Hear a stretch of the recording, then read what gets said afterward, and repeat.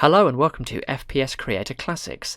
This is a new series that I've decided to do where I'm going to take a look at some interesting and original indie games developed in FPS Creator, which is a no-coding required, easy-to-use game engine that was developed in the mid-noughties by British software company The Game Creators. I've got a lot of love for this engine. It's the first game engine I ever used, and a lot of fond memories in my teenage years of using it to create various little first-person shooter games.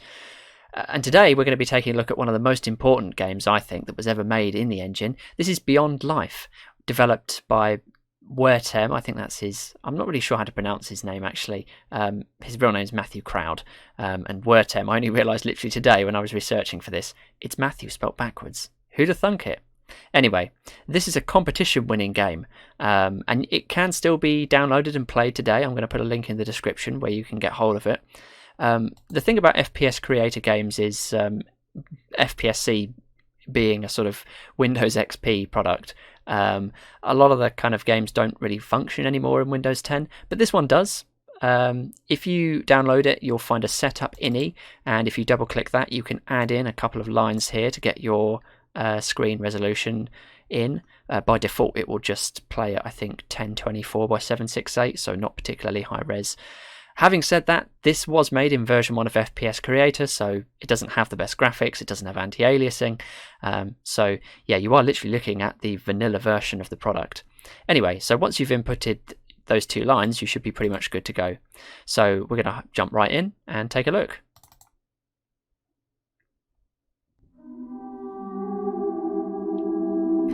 So, very atmospheric music. As I said, developed in version 1 of FPS Creator. This was actually, as I say, a competition-winning game. The Game Creators kind of joined forces with NVIDIA in October 2006 and ran a game design competition. It was a kind of a two-part competition. There was a Dark Basic Pro version and an FPS Creator version, Dark Basic being their other product. So the FPSC version of the competition, you had to design a game within a 15 by 15 by 5 kind of grid. Users of FPS Creator will know that you had to design your levels in a kind of a grid system. So you had limited space requirements. It had to be made in version 1 of FPS Creator, but other than that you could pretty much do whatever you wanted. Oh, and it was only allowed to be one level as well. And this, as I say, was the winning entry. The music is very distracting, it's very loud in my headphones, but yeah, let's get into it. Dear Edward, how are you doing, bro? Pick up that antique gun of yours because I may have some work lined up for you. One of them old Cal-class transport ships will be making a trip to planet Lufan from Thordo. The cargo is apparently very expensive, so they expect a few unwelcome guests in the form of pirates. It's basically security duty all over again. It's an easy job for you, my friend. If you're interested, get in touch and I'll send you all the details you need. Hope to see you soon. Your loving brother, Maximilian. So I like the custom loading screen with the voice there as well. Bit of echo on there. The load times on Beyond Life are phenomenally slow, as they were with a lot of FPS Creator games. So rather than you having to just sit here for the next kind of 9 minutes and wait for it to load, I'm going to kind of just skip over that and we'll jump straight into the game. Okay, so we're finally in, and first thing to note about Beyond Life is its excellent and extensive use of custom media. Basically everything that you can see here is custom. I think these chairs possibly might come with FPS Creator, but I think they've been retextured. Everything else, yeah, I mean, great texture work. This door's been retextured. Welcome aboard, Edward. I'm Captain Streatham, and this is my assistant Alice. I'm sure Maximilian will get in touch with you soon. In the meantime, you can collect your weapon from the main hall. Dismissed. Always wondered who did the voice for that. I just imagined that he got like his postman to do it or something, I don't know. Hi bro, it's Max. I'll keep you informed of current events using the network feed in your earpiece. And in my earpiece too, since I'm using headphones. So here we are, version 1 of FPS Creator, and as I said, this game was really influential, I think, in the FPS Creator community, just for its design and We have reports of pirate stowaways on level 5. Joe has the area secured. I'm hoping you can get down there and introduce those scumbags to some Kalmanora weaponry. Yeah, I didn't want to talk during that that comms message, but yeah, this game was really lauded at the time. Hi, I'm Joe. I'll make sure none of these sons of bitches leave the area. Best of luck down there. Yeah, said with all the enthusiasm you'd expect from a worker on a starship in the middle of deep space. So we've got a weapon here. This is I think it's originally the Taver. I think that's it comes with FPS Creator, but it's been retextured here. I love all these little graphics and things. Like, the world building in this game is just very well done. I think this is possibly why it captured the imagination so much, is because you get the sense that even though this is a small level, you know, it was designed to fit within the confines of the 15 by 15 by 5 restrictions of the competition it was made for. It just feels like there is a whole universe out there to explore.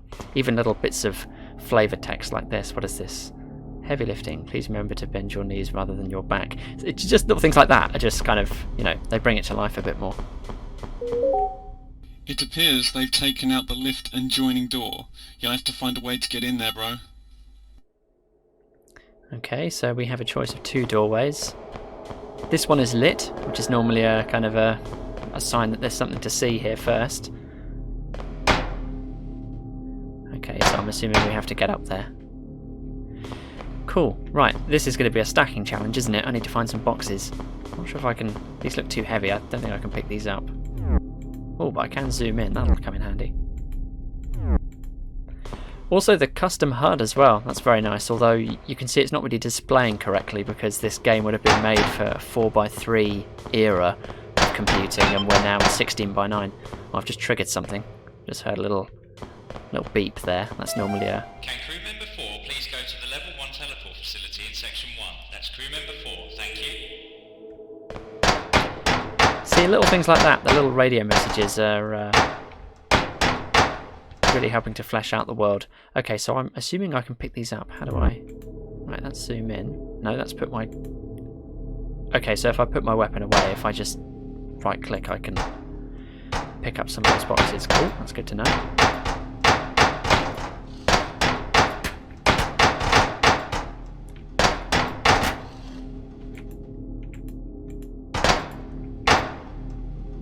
These gantry pieces, they come with FPS Creator. This doorway, I've noticed, we're seeing a lot of this door around here. This is definitely an FPS Creator door, but they've retextured it to fit the aesthetic of the game, which is a really nice touch. I think the original one is orange, but here it's been rendered in blue to fit the rest of the design of the ship. This being the first version of FPS Creator, the light mapping is not particularly good. Light mapping was pretty sketchy in the first version of FPS Creator, the release version. It did get improved in subsequent updates, but this dates from before them. So yes, we do have shadows, but they're, you know, very very soft and low resolution. They've had to be blurred a lot, basically, to make them work. Whoops. Oh, I'm terrible at picking things up for some reason.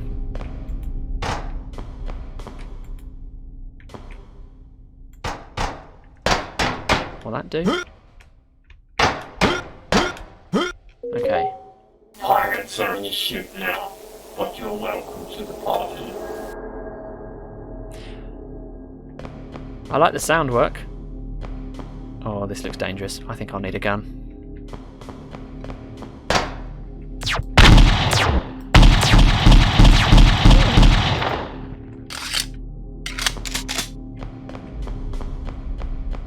So, pirates. Can I pick this up? It seems the pirates have locked down the loading bay. There is a switch back there which should restore the power. You need to activate the power switch, Ed. Okay, so I'm looking for a switch. I can't pick up that blaster, annoyingly. That's... oh my god.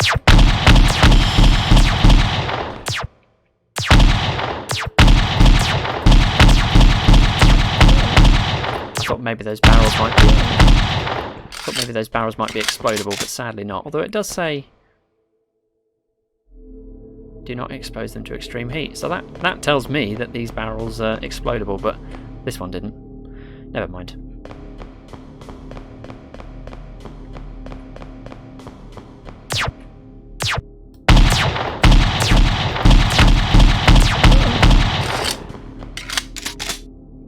Also, I'm noticing the weapon doesn't have any arms around it, which is a kind of a typical FPS Creator thing. I don't know why they shipped the product with guns that didn't have arms on them, but yeah, it was just a standard thing in FPS Creator for some reason back in the day.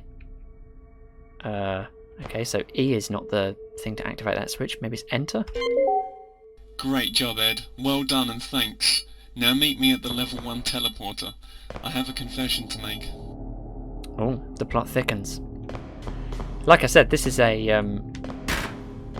yeah, this is back from an era of computing when and gaming, in fact, when Enter was still your primary method of interacting with things. We hadn't got as far as you know, picking a more ergonomic key like E to interact with different things. One of the things that made this game... Crew member 14, please go to Captain Stretton's office. That's crew member 14, thank you. One of the, I was saying, things that made this game, you know, get a lot of praise was the design of the level. You know, they make you come down here and go into the basement, fight the pirates, and then you come back. And by doubling back... Great work down there, mate. I can finally get down there and shift those fire-dime barrels. Yeah, yes, thank you. But by making you double back, you effectively double the length of the level.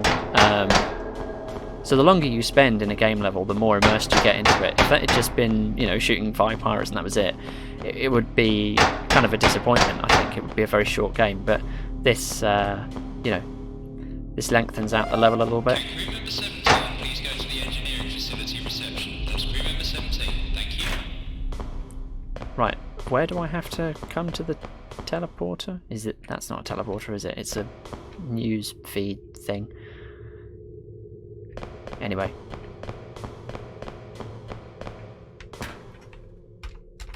I'm pressing enter on these doors now because I'm trying to find out where I've got to go. Oh, unless it's... of course, here we go. Level 1 teleporter. Welcome to a reread kiosk, crew member 24.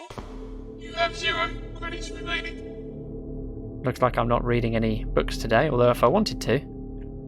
The Dark Octopus. Wow. What else have we got here?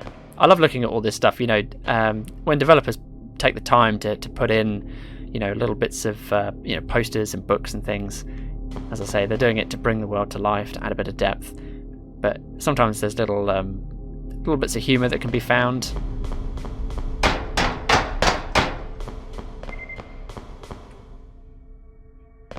Nothing off down here, I'm assuming. No, okay.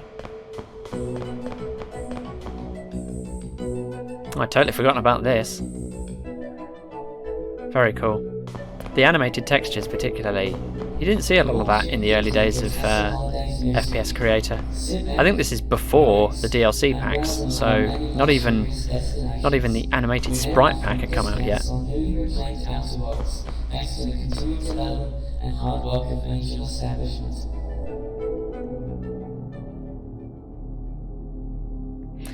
You know, the extra effort taken to kind of just build up the world here. I know I keep saying that, but it is still, to this day, very impressive right now. We'll have a choice here.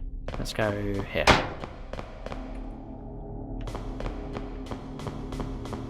Another copy of... Oh no, it's not Dark Octopus. This time it's Spatial Fracture, The Prophecy.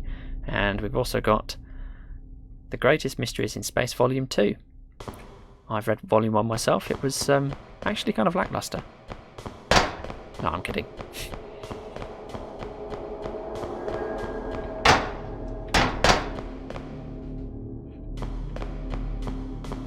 Teleport facility. Ah. Edward, I'm afraid I have to be very brief. I'll explain everything when we reach the other side. I'm about to deactivate the radiation shield in order to teleport through the fracture. Ed, you have to reactivate the shield by throwing the switch in Sam's room. You must hurry, Ed. Go now. Okay, it's another switch I have to activate.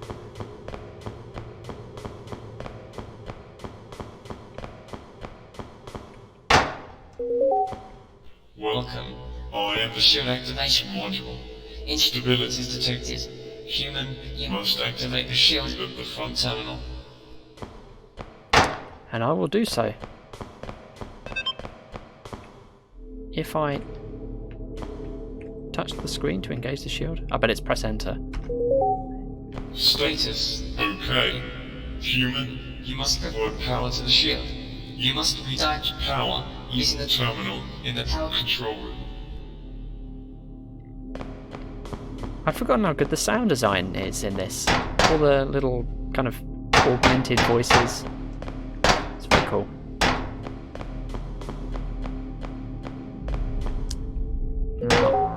No one threatens the lives of my crew and my ship. I always thought that Max was a strange character. Had no idea he was insane.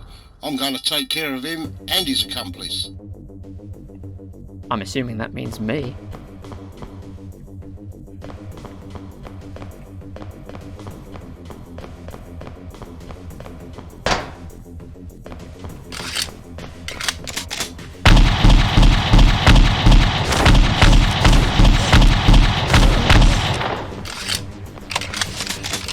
Oh, was I able to pick that up? We have a second weapon. Attention. Unable to detect the presence of human crew. Next. Attention. Radiation levels increasing. Environmental conditions at 30% efficiency. Human, you must continue to the power control room. It would not be an FPS Creator game without a small section of crawling through an air vent.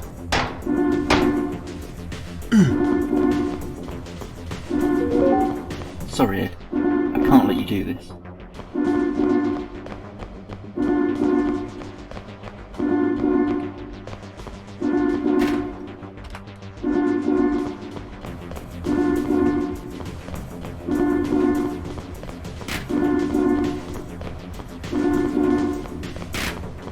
Good use of lighting.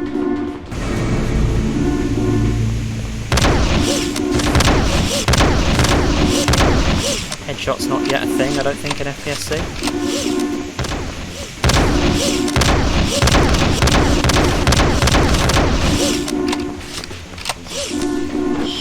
Hey, I noticed the health icon changed colour when I got down below a certain percentage health. That's cool.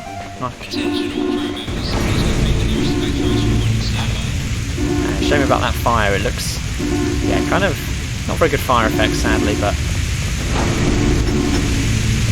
although I have to say, this is very loud in my headphones, by the way, but yeah, this is cool. I bet this hurts me if I go near it. Yeah, it does, quite easily. What is going on?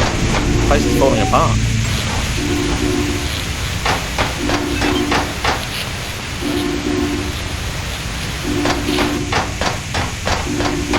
Out of control. Here we go.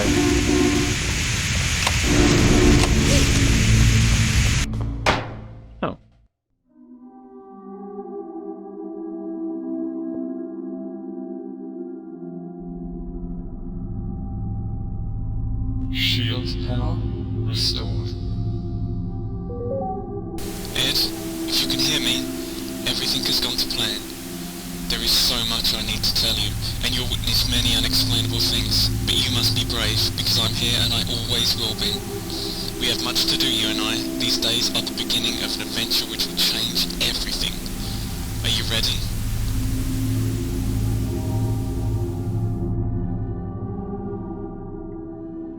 And a cutscene as well, which, yeah, I mean, a lot of FPSC games, most FPSC games didn't do cutscenes. It's not something you can do in the engine, so yeah, extra points for that. So that was Beyond Life, and it's still just as good today, I think, as it was back in 2007 when it was released. And yeah, very influential. I'm just going to come out of the game for a second. So after Beyond Life was made, in 2009, Wehtam went on to make a kind of a prequel using stock media that comes with the engine. So it was really just a kind of a bit of fun, really. That's called Automatic Update. I'll have to play that on a future installment of this series. But by 2010, I think he'd kind of given up a little bit on FPS Creator and decided to put some feelers out really in the community to see who would be interested in making any sequels to Beyond Life. Obviously, the story, as we just saw there, kind of ends on a bit of a cliffhanger, and there was Beyond Life 2 and Beyond Life 3 planned, and he'd written stories for those. Some members of the community stepped up, and it just goes to show the kind of lasting influence that this game had, that 4 years after its release, there was simultaneously a sequel project underway by a forum member called Craven Wolf, Beyond Life 2, which sadly never saw the light of day, and also a remastering almost of Beyond Life called Beyond Life Rebirth, which was being made by Starmind at the same time. Neither of those projects ever really saw the light of day, although a demo was released for Beyond Life Rebirth, which I guess I'll have to play to kind of compare with the original. And then there was a 2019 attempt to resurrect that remastering, again by Starmind, but this time the game was being made in Unity. That was all going on last year, 2019.